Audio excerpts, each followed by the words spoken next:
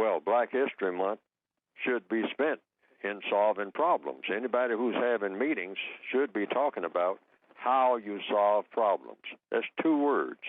Very simple. You solve problems by doing the things that it takes to solve problems. And you just don't look back on history like many people have been doing, and I guess that that's what they choose to do. That serves some purpose. But mostly, when people look back on history, they use it for bragging purposes. And with all of the problems that people have right this minute, we shouldn't be in the bragging business at all. Not just for historical purposes, but for any purpose. There are too many problems on this planet for anybody to spend 5 minutes bragging about anything. And so that's one of the first things I want to say about Black History Month. Everybody should be sitting down figuring out, first of all, looking at the problems that are around them right this minute, all of the problems, and using whatever they learned from the past to solve those problems. However, no one has ever solved the problem of racism in the form of white supremacy. No one has ever done it. So you can't research history and find out how to solve that problem. You can only research history or look back at history and find out how the problem evolved that we have now, which is the problem of racism. So then you see where all the mistakes were made that brought about this problem, and then learn from those mistakes. But otherwise, you're starting with a blank sheet of paper, and other than just looking around you and saying, well, now what do we have now? What are the relationships? What is the relationship between the white people and the non-white people on this planet right this minute? And it's a disaster, because relationships between all people on this planet is basically a disaster, primarily because of the dominance of racism. So this is how it should be looked at. You looked at it and say, now, this is the way it is. How should it be?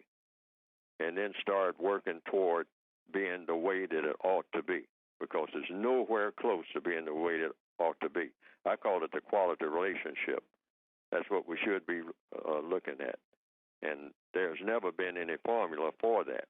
So we have to work on that formula. What will make a quality relationship between each and every person, each and every day, everywhere on the planet, in all areas of activity? The quality relationship in economics, quality relationship in education, in entertainment, labor, law, politics, religion, sex, and war.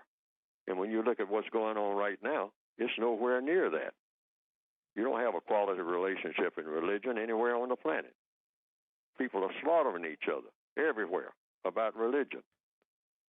And then people are slaughtering each other about what they call economic dislocation, etc. Babies, being carried across the desert by their mothers, trying to look for a place to go where they're not starving and where people are not fighting. Everywhere you see nothing but dissension.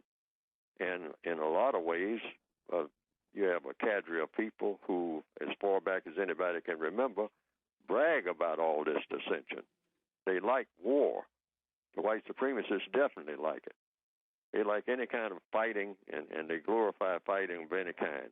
I was just looking at a old advertisement of a lady who just died, Miss Shirley Temple Black, who was a movie star this morning. Right. And even as a child, they had her, the picture that I saw this morning, they had her as a small child. Called her the Little General, yeah. Yes, holding a sword. Now, this is not the image that should have gone out even in the 1930s to teach a little girl. To be a warrior. People might say, well, you have to fight because there are all kinds of evil people in the world. Well, that's the whole point. Maybe if you can turn people's minds into not being so evil, then you don't have to have these swords, in award ceremonies and all like that, and have cannon firing at people's funerals when soldiers die, one of the last things they when they're dead, one of the last things that you should have fired over there or around their casket is the firing of cannon or rifles. I mean, that's how they died in the first place. Bombs bursting in air. You don't write songs like that. And the Star-Spangled Banner, that needs to be reexamined. Mm-hmm. Maybe we need a new anthem for the entire world. Maybe Louis Armstrong's "It's a Wonderful World." We need people to think about, hey, we need to get rid of this nonsense about people just have to kill each other. Yeah. That's just built into everything. And so that should be the aim of Black History Month. That should be the way to go.